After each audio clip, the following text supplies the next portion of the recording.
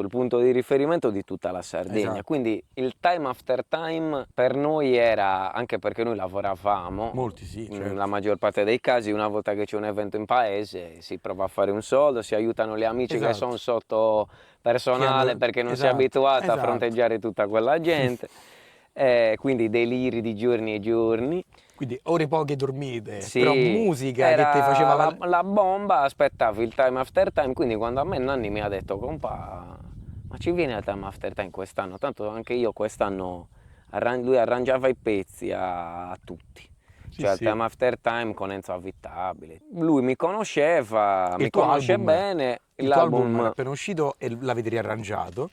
Sì, abbiamo riarrangiato tutte, Sì, sì. praticamente tutte le tracce di Kea Soul, di Susono Isolano e addirittura anche di qualche feat, c'era anche Futta lì, Riccardo al concerto, Sì, è sì. salito anche lui, Sì, sì. abbiamo